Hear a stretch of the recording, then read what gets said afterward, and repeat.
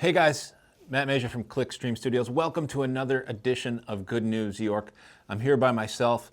Mike got lost in a snowbank somewhere. He'll be back eventually, I'm sure. I think he might be here.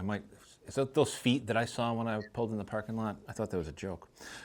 Anyway, check out our good friend Zach over at Ads on the Go. GetAdsOnTheGo.com. They are the sponsor of this show and one of the best. And one of the other new sponsors that we have here on Good News York is OfficeCalling.com. And real quickly, if you own a business and you want to save some money, your business phone bill is probably the easiest, most low-hanging fruit, and the one that almost everybody forgets about. Go to OfficeCalling.com and you can just pop in your info and see immediately whether or not you'd get a better deal, and you'll get a better deal. So check it out, OfficeCalling.com. Without further ado, we've got an awesome guest here. We've got an incredible woman who not only just won office here in Onondaga County, but is the founder of a really interesting organization that I'm really excited to learn a lot about. So without further ado, welcome Nicole Watts to the show. How are you, Nicole? I'm doing well. How about yourself? Great. Thank you again for taking the time and joining us here on the show. Nicole, if you wouldn't mind, give us just a quick overview. Kind of who are you and what should folks know right off the bat? Absolutely. So Nicole Watts, I am a proud resident of Syracuse's North Side. I've lived here for the last 15 years doing the work that I have been committing my life to, and it is kind of my life call regarding working with people who have found themselves marginalized due to being displaced from their homeland and having to set up a new life here in America, or other inequity and injustice issues that we face in our nation from people who were born right here. And so the work of HopePrint, the organization that I lead, is something that I am really grateful that I have gotten to be a part of and continue to learn every day from my community, and absolutely love the life that I get to live here and work here and play here. That's awesome.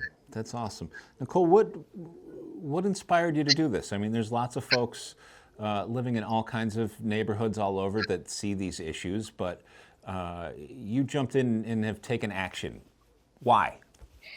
So there are a number of things that happened over the course of my younger life that I encountered the spaces where injustice and inequities, and especially along racial, socioeconomic levels. And it just disturbed me deeply back when I was a teenager. That was planted in me, and I never shook it, and really set out on a twisting and wild ride to try to figure out what it looked like to show up in those spaces. And I, along that ride, encountered some families who had just were literally arriving at the airport from Rwanda as refugees. And through our friendship and the mutual learning that we were able to undertake through sharing meals and me being able to contribute navigating living in the U.S. For my whole life, just where to buy underwear and other exciting things like that, I witnessed the transformative difference that it had both on myself and on them to have that relationship, and the incredible power that relationship can have to just unlock potential and to help us to really understand humanity and what it looks like to be human in the world in a different way. So through that relationship and understanding the power of relationship, it inspired me to move down here so I could be closer and not be commuting 30 minutes to have dinner together, but also to be able to expand this work to not only be myself and this family, but to include now thousands of other people that have been part of what we've called our HopePrint family for the last 15 years. So you literally became a part of the community. You're not just, seeing a charity case somewhere else in a different part of town. You've become part of it. That's incredible to me. I think that's ridiculous credibility, honestly, for what you're doing and everything that you've got going on. So thank you for that, first and foremost. Take us through kind of the start of the formal organization, HopePrint. So how did that become an actual organization and get off the ground? So when we very first started, we were sharing meals together. We were getting U-Haul moving trucks and taking furniture from folks who were getting rid of it to newly arriving families to their apartments, sharing a cup of tea and conversation that then led to more relationships. And so the network just grew and grew and grew. And very early in those days is when I moved into the neighborhood with a couple of other folks. And we just started to open up our home like they had opened up their homes to us over the previous months, and made Tuesday essentially the everyone's welcome for dinner night. And so folks came from all across the community, and just this beautiful, way overcrowded space of relationship, meal sharing, and all kinds of things grew up out of that. Where there was a teacher that started teaching English sitting in the front yard with folks and realized they wanted to go to college.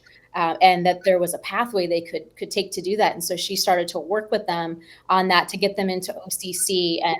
And they were having this huge circle, filled our front yard with how to get into college tutorials from this teacher, and continued to expand from there. Other folks were asking if they could pop into one of the side rooms so that they could sit on the floor and work on English flashcards with somebody. Or there were kids running all over, and someone said, "Can I do something with the kids?" and started to bring all kinds of different activities and academic educational pieces with them.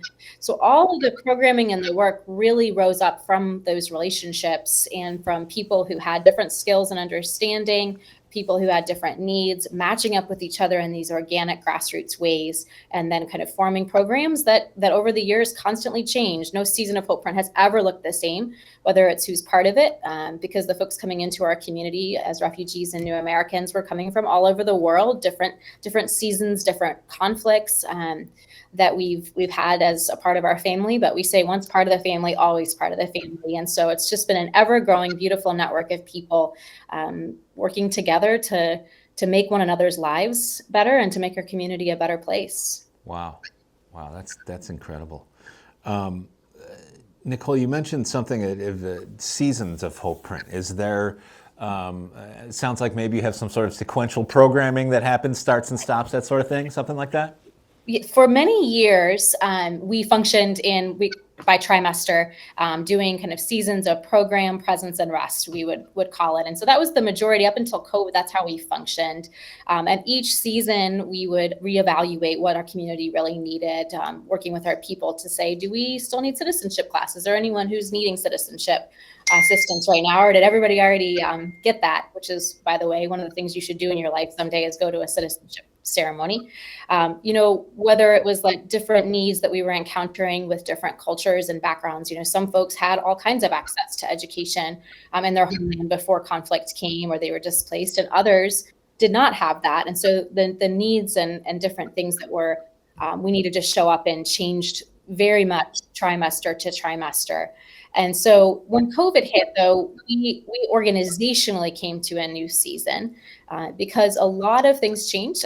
Simultaneously with COVID, there was also a lot of changes that took place at a federal level related to refugee resettlement, which had a profound impact on our community.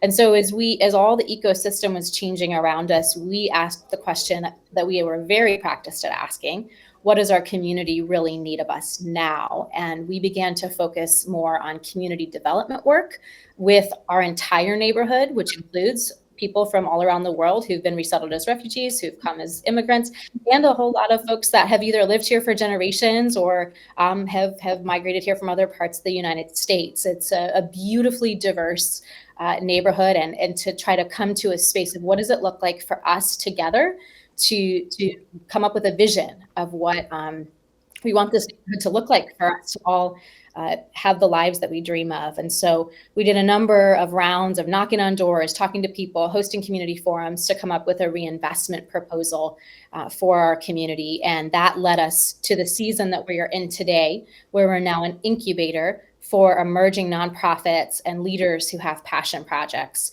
where we work alongside of them to try to enact that work in the community and to give them an on-ramp into taking the things that we did as an organization in our early days and hopefully have an exponential impact by empowering more people in more places to do that in their little pockets of community. Wow, that's truly incredible.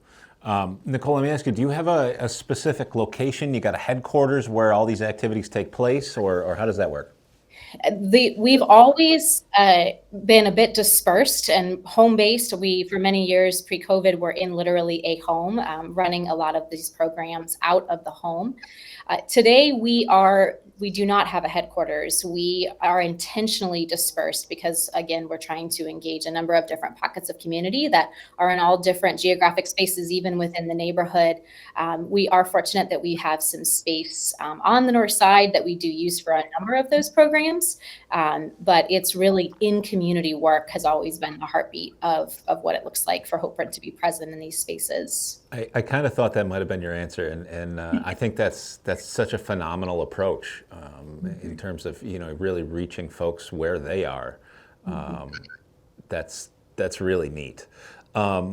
Nicole, so I want to ask you a couple more questions on this, and then I want to jump to another topic for just a moment. But so you're telling me about meeting all these different people from all these different countries, these different ethnic groups, sitting down, having dinner with them. All it's making me think, maybe it's because I'm hungry, but all it's making me think is all this food. So I got to ask you, what is your favorite kind of ethnic food, unique food that you maybe never had growing up that certainly isn't a Syracuse typical thing? Yeah. So you are totally right. The food is one of the most delicious bonuses of getting to have this life.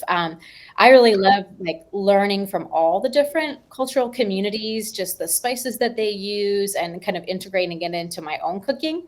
But in terms of I call my comfort food that is growing up might have been chicken noodle soup and macaroni and cheese, has now transformed to being fufu and cassava and the kind of Congolese, East Central Africans cuisine of kind of their mainstay. Wow. Because I've had so many friends over the years that made that for me, and it just kind of became like my home comfort meal. So when I'm having a bad day, I want some fufu. But my favorite flavors really especially emerged from the Ethiopian cuisine, which is phenomenal. Okay. As well as the Iraqi cuisine is filled with all kinds of fascinating combinations that aren't as typically present Sure. in the cuisine I grew up on. That's incredible. There used to be a place out in Albany many years ago that was an Iraqi restaurant, tiny little place, incredible food, and that's so neat. I don't know if you do this, but just as a suggestion, you ever want an awesome fundraiser, there should do some sort of ethnic food fair or something. You probably do something like that. But we did pre-COVID. It was called Culture Gala, and it was a great event. I hope someday we can do it again. That sounds incredible. So if you wouldn't mind, let's pivot for just a moment. And as folks who watch Good News York know, we're not a politics show, so we don't really get into picking sides or debating issues or things like that. But Nicole did just win an election, and I think it's really interesting to talk to leaders. As folks know, we've had leaders from all parties and things like that. And the reason we do that is because you are the folks who are sort of in the know, right? That's why you're there. You're not...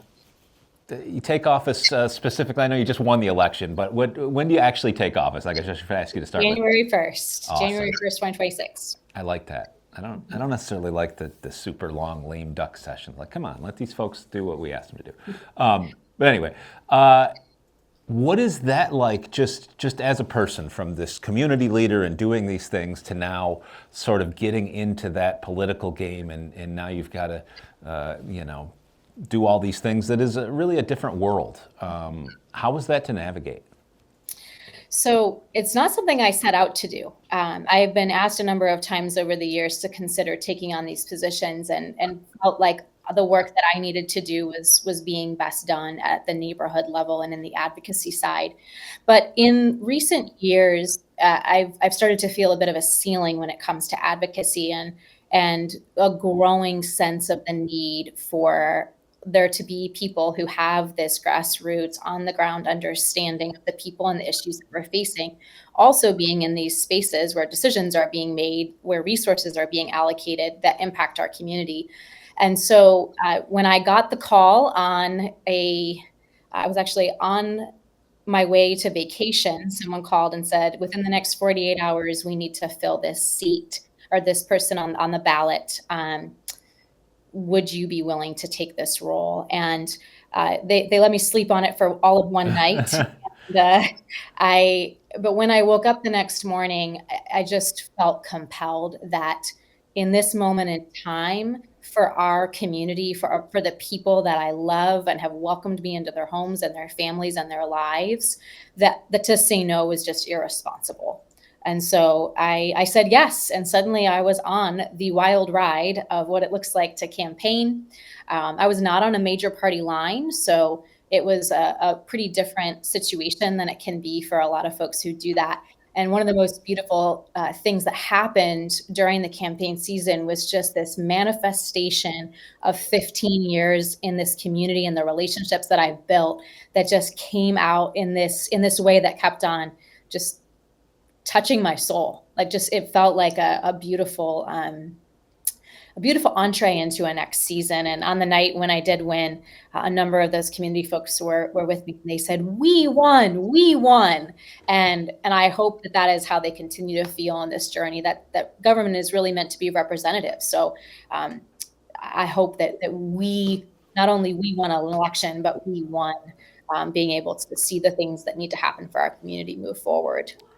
Well, after hearing you speak about all the work you've been doing in that community, there's no way you couldn't win in that community. I feel like, talk about a true representative. We don't always get those choices, and it's so great for your community and our county as a whole, which I guess is sort of my next question as you think about that. Obviously, you represent a particular district, but also now have to weigh in on issues that span, into the suburbs and well beyond. How do you bring this kind of local neighborhood knowledge to the areas that don't necessarily look like your neighborhood does? So in the early days of living in this region, I did live in other parts of our county, and I'm grateful for that experience as I step into this space, because both from living there and just the work in general, I have a number of relationships across most corners of Onondaga County. So I've gone out with friends, and I've been to their homes, and I've shared life with people that live, in really different spaces across Onondaga County that augment the life that I get to live here on Syracuse's north side. And so I'm also grateful that the way that the system's set up is that we each represent a district. And so we each bring our different knowledge and understanding to the table, and hopefully listen well to one another to make decisions that are for the whole of our county and for all the people that call this place home. So I'm hopeful that we can continue to do that and make decisions that benefit us all. I get the impression that you're the type of person that is open to conversation with folks, and that's just a massive asset for all of us. So I appreciate that so much. So tell me, again, let's have some fun with this. What's your favorite thing, something fun to do in Onondaga County? What's your favorite recreational activity? Maybe for date night, maybe for family, whatever comes to mind. One of my favorite things to do is to go out to Skinny Atlas, Mirbeau, in the summertime when they have the gardens open with all the beautiful flowers and streams, and just sit out there and read or write a grant, even if it's, I know that's work, not fun, but just to be in that beautiful space is like a little reset spot for me. I love all the nature that surrounds us in general. Just getting in my car and just driving. Not so much when there's snow on the ground, but the other times of the year, being able to go through the rolling hills and take in the scenery, go to Beacon Skiff and go apple picking in the fall. We live in a place that has a lot to offer, and I am grateful to live here, to have access to all those things. I love that. I love every part of that, honestly. That was just such a great, it is, and that's the thing that we love. One of the reasons that we do this show specifically is to highlight those things.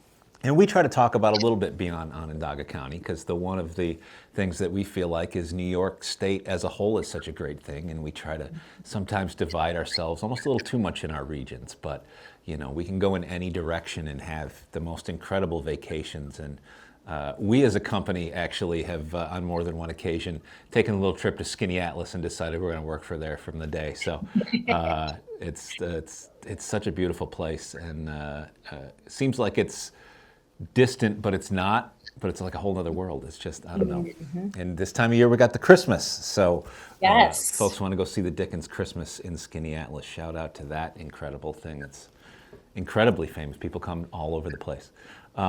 Which I guess that'll be my last thing. So what would you tell folks?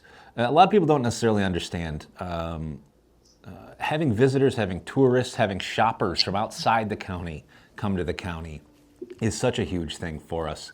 The last thing that I will leave you with, Nicole, is what is your commercial for people outside of Onondaga County? Why should they come check out our awesome area? So I am a big traveler. I love to see and experience just the things that different communities, like how the architecture is and how the culture is. And we have such an incredible space here in Onondaga County, whether it's from the centuries ago housing that still stands. And, last night I went to one of the mansions on James Street that's still standing, and folks continue to work to keep it alive and its story alive. And this space is filled with a lot of those places that were history makers in their day.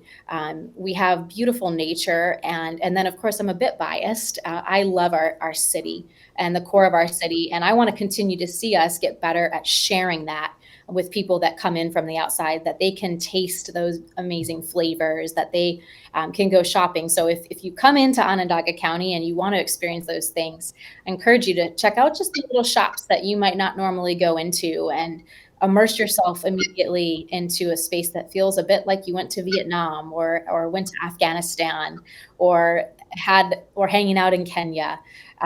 There are many different little nooks throughout the community that provide these entrees into the diversity of culture we also have here at home. So you can always reach out to us if you want to do that and can't find it now. And I hope that we continue as a community to be able to highlight those things, to provide those spaces for people to experience the whole of what Onondaga County has to offer the world. I love it. I love it. You can instantly see why she was elected. Nicole, I'm going to let you go and get back to the work of getting ready to take office and everything on top of running this incredible organization. But before we go, we should tell folks how they can find it. So you got a website, Facebook, all those plugs. Hit us with those if you could. Absolutely. Hopeprint, HOPEPRINT.org is the website. And then all of our social media is also under that name. So if you search that or just / it, you should be able to find us on Instagram and Facebook and YouTube. And Nicole, I'm guessing that on those resources, they'll answer this question, but I just want to ask you, for folks that want to help support your organization, what is the best way to do it? Is it a volunteer in person? Is it make a donation? What can they do? In a consistent way, making a donation is definitely the most helpful. We provide this supportive foundational support to these emerging leaders and try not to pass on that expense as much as possible to the grants and donations that they're able to procure as they build. But in order to do that, we really need, a foundational kind of support system to be able to provide these really key resources to emerging leaders in our community. And then also there's ways just to give directly to those folks. If you're inspired by some of the projects you might see, we're also always happy to share more information about what they do and connect you directly to them. That is how we do volunteerism, is we match you directly with our partners. And some of them have more opportunities than others. We usually start with the conversation, figure out where you can plug in, and go from there. That's so awesome. That's so awesome. Folks, as always, the links and everything will be right here in the description. Go and dig into this incredible organization. As we've been learning more and more about it, it just gets more incredible. And it's so awesome to see people do this work for their own community, literally. I absolutely love it. So, Nicole, we've taken up way too much of your time already. I thank you for being so generous with us. And any time in the future that there's something interesting or positive or events and fundraisers, all that fun stuff, we would love to help spread the word. So please don't hesitate to reach out. Wonderful. Thank you so much for having me. Anytime. Wow. What an impressive woman. That was a phenomenal interview. I'm so glad that I got to speak with Nicole and learn about this incredible organization. I can't help but be impressed when people say that, you know, she moved to the community to be a part of it and serve it. It just doesn't get any more genuine than that to me. I don't know. Anyway, this has been Good News York. This has been a phenomenal episode. Thank you to the whole crew, Danny, Amanda, Mike, Malachi, Ruth, Jackie. I'm just going to start saying names at this point. It's been fun, guys. Stay tuned, like, share, follow, do everything like that. Peace out.